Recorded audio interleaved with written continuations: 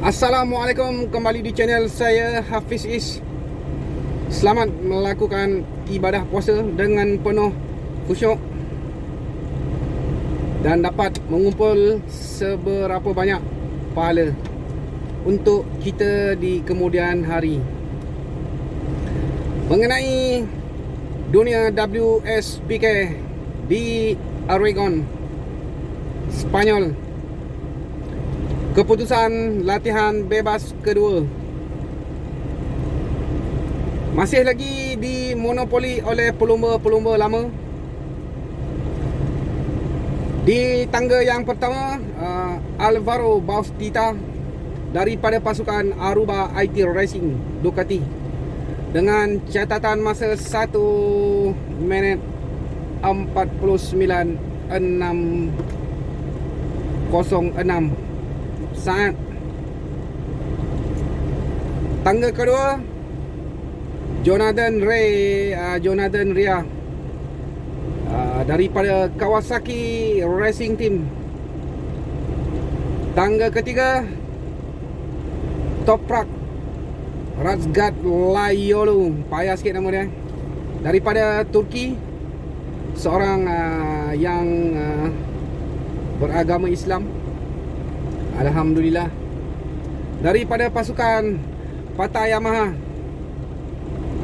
Di tangga keempat, Garrett Galoff daripada pasukan GRT Yamaha World SBK.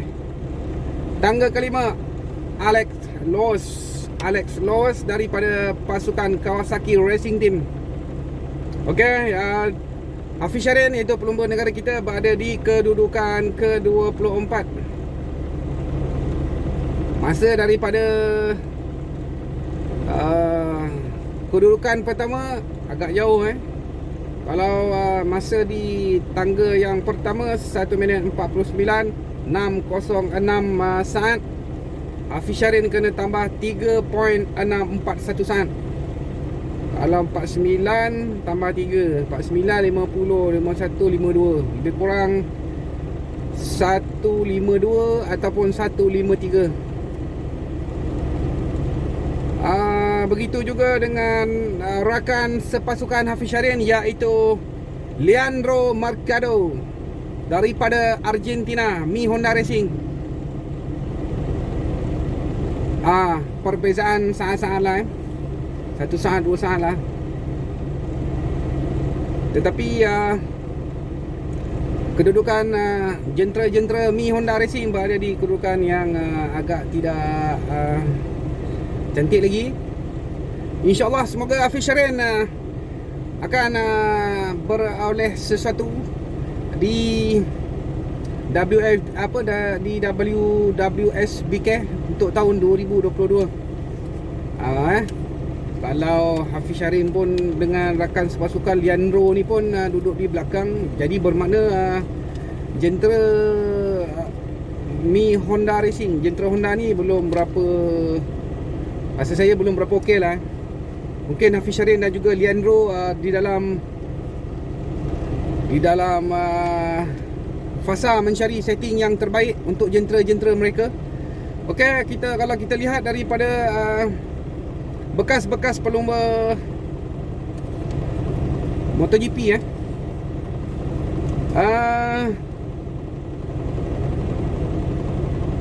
Iker Lecuona berada di kedudukan 17. Gavi Vies, bekas pasukan bekas pelumba Moto2, berada di kedudukan 11. Ni pasukan HRC.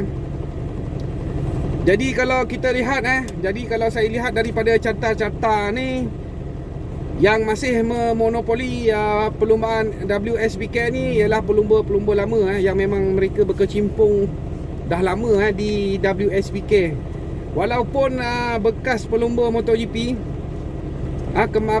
turun beraksi di WSBK, bukan kata dia ni pelumba MotoGP turun ke WSBK tak boleh beat dengan pelumba-pelumba WSBK ni.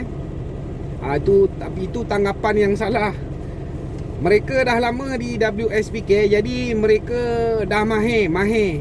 Dia yang betul dia mahir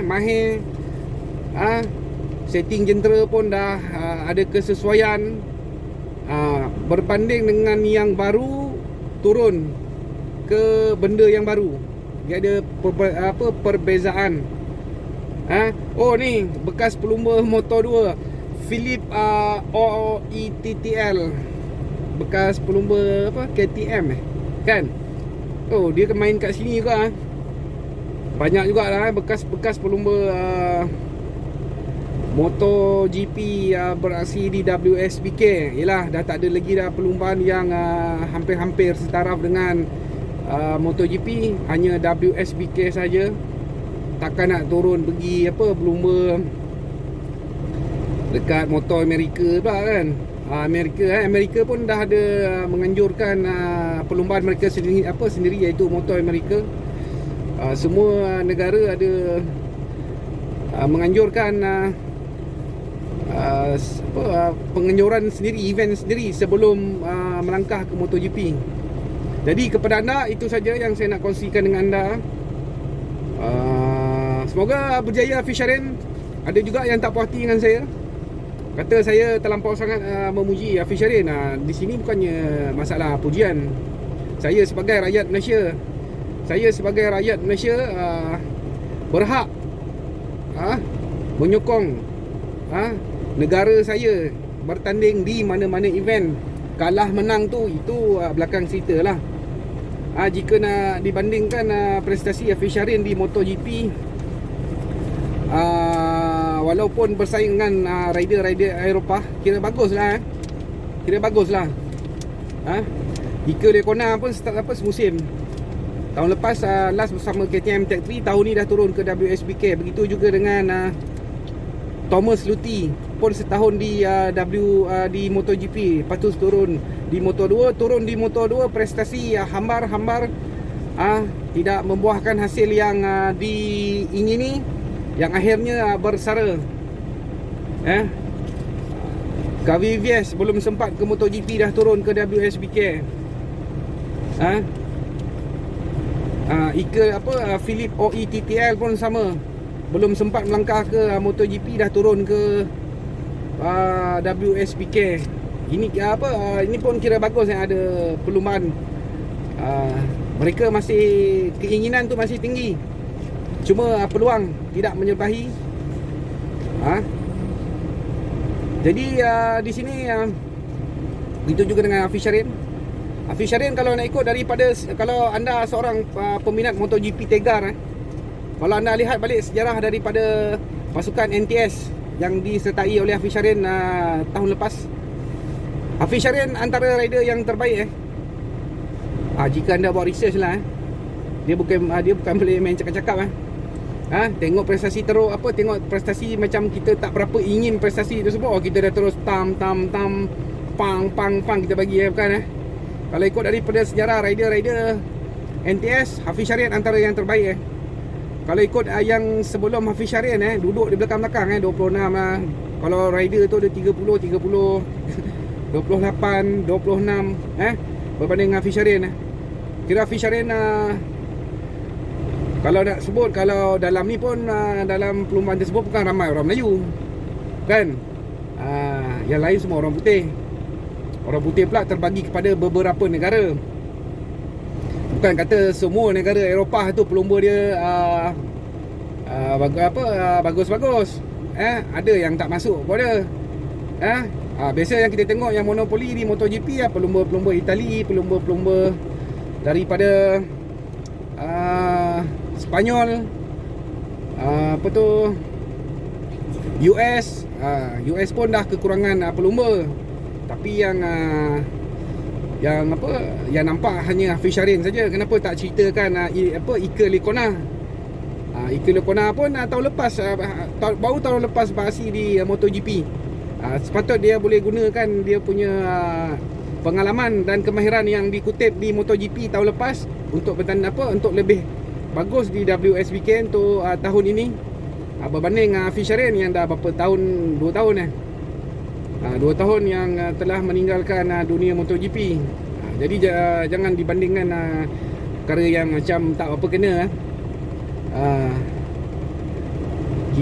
Kita pun kalau hari-hari naik Yamaha R15, tiba-tiba bertukar pergi ke Yamaha Sport, ada perbezaan tak? Mesti ada perbezaan yang anda akan rasa daripada segi kedudukan menunggang, daripada pedal brake, pedal gear, daripada kelajuan, ada beza lah, memang ada beza lah di situ.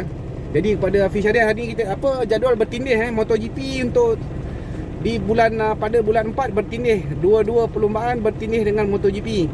Pada 24 hari bulan MotoGP akan membuka perlumbaan pada 24 di Portugal, WSBK di TT Essen, Belanda. Jadi terpulang kepada anda, mana yang anda nak lihat kan. Lihat dua-dua sekali pun okey juga. Nantilah saya cuba try tengok di mana yang boleh mendapat saluran free perlumbaan WSBK live. Jadi pada anda, itu saja yang saya nak kongsikan dengan anda. Teruskan memberi sokongan kepada pelumba-pelumba Malaysia. Takkanlah pula saya nak sokong pelumba-pelumba negara-negara lain. Memanglah kita ada peminat kita sendiri, yang kita idola kita sendiri, tapi kita tak boleh lari daripada benda yang nyata bahawa kita sebagai rakyat Malaysia harus memberikan sokongan kepada pelumba-pelumba Malaysia. Banyak je sukan yang jatuh, tapi kenapa kita masih menyokong? Itulah sebagai tanda patriotik kita kepada negara kan. Kenapa cerita Rambo, satu orang boleh mengalahkan beribu-ribu tentera Vietnam. Tentera Vietnam ke yang cerita Rambo tu? Itulah semangat patriotik dalam filem yang ditunjukkan oleh US, walaupun pada hakikatnya mereka kalah. Jadi kepada anda, teruskan memberi sokongan. InsyaAllah jika ada kelapangan, saya akan update untuk anda semua mengetahui mengenai dunia WSBK. Dia lebih kurang mirip je dengan MotoGP, cuma kekurangan perlumbaan. Lepas tu pelumba pun tak banyak, anggaran dalam tak sampai 30 orang, 20 lebih lah, 20 lebih, tak sampai 30 kan. Jadi tim dia pun, nama-nama tim pun kalau anda lihat agak kepayahan nak sebut berbanding dengan MotoGP kan. Satellite dengan pasukan kilang. Jadi kepada anda, itu saja yang saya nak kongsikan dengan anda. Apa pun, terima kasih. Jumpa lagi.